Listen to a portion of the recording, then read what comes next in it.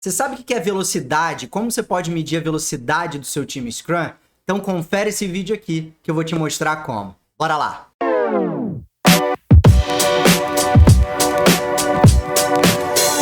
Fala galera, Dan falando aqui. O que é velocidade? Fazendo um parênteses bem rápido e puxando lá da física. Velocidade é igual a distância sobre tempo.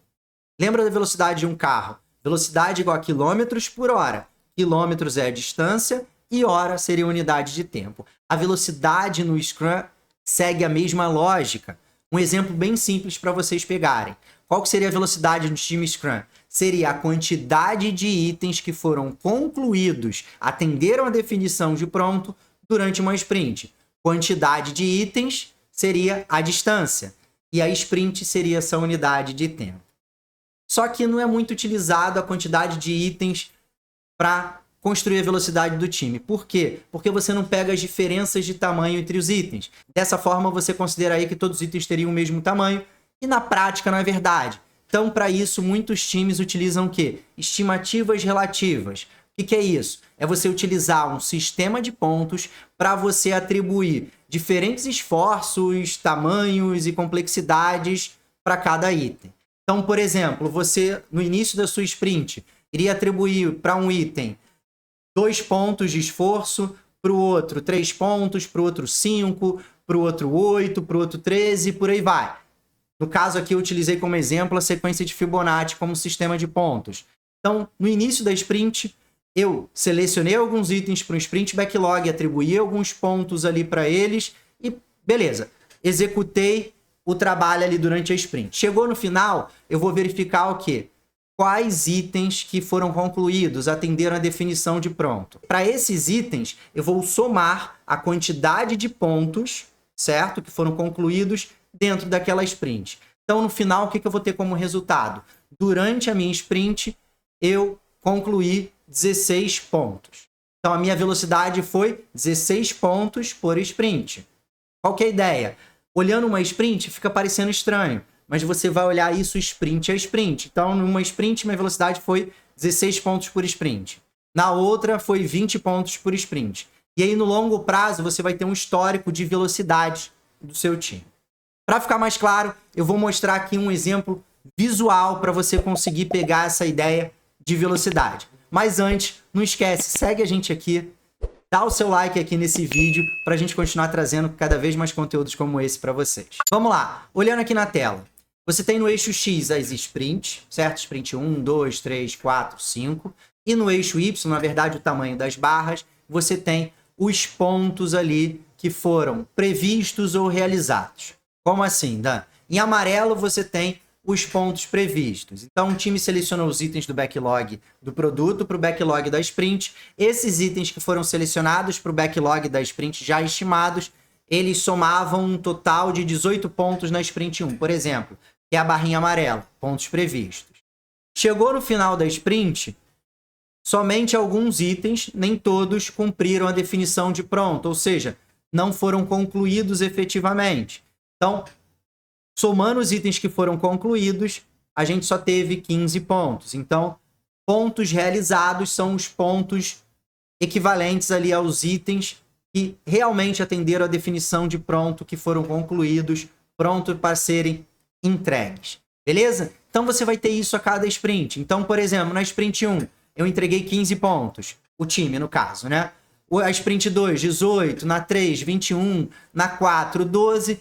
E na 5, 14 pontos realizados. E aí, quando eu pego a média das últimas 5 sprints de pontos realizados, pontos entregues, eu vi que a velocidade média do meu time é 16 pontos por sprint.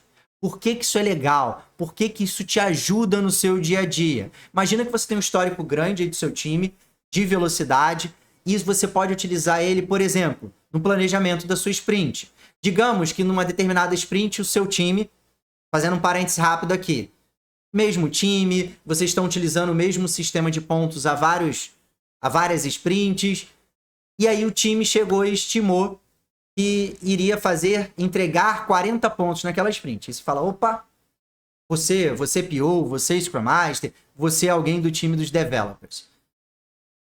Pessoal, olhando aqui o nosso histórico, a gente nunca previu nada de 40 pontos, a gente também nunca entregou nada de 40 pontos. O time pode entregar isso nessa sprint? Pode.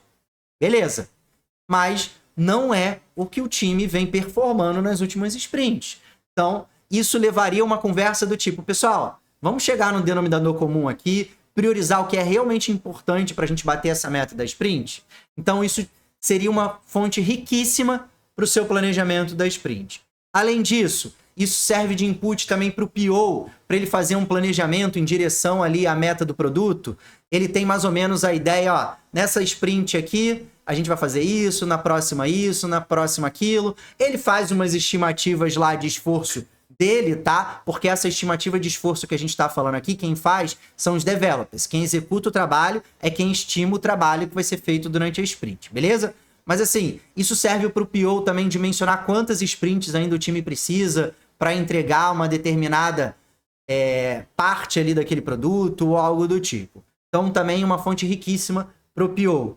Além disso, serve também como input para a retrospectiva da sprint. O time vai avaliar ele mesmo. A velocidade do time é uma fonte de informação para o time avaliar, de repente, o processo, como é que está indo a velocidade, o que está impedindo a velocidade, por que na última sprint o time performou abaixo da média e por aí vai. Então é uma fonte riquíssima também para a retrospectiva da sprint.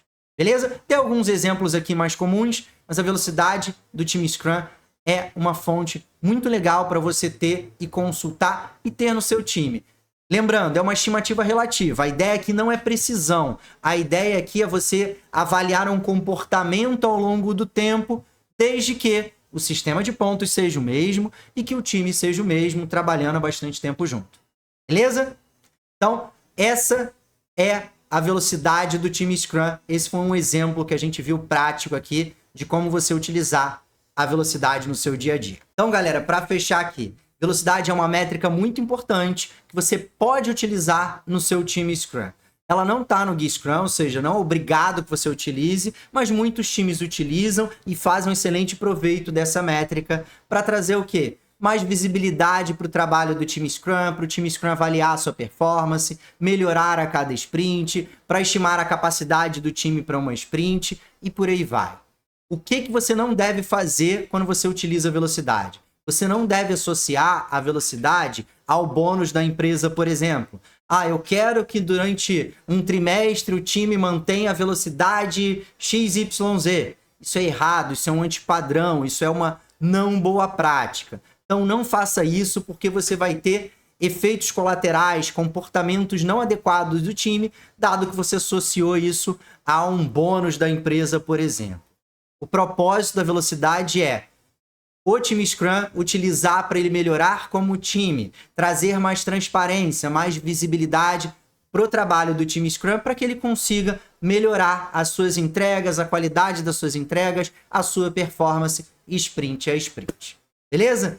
Então, pessoal, se você curtiu esse vídeo aqui, não esquece de deixar seu like, seguir a gente aqui nesse canal, que eu vou trazer muito mais conteúdos como esse para você. Te vejo no próximo vídeo.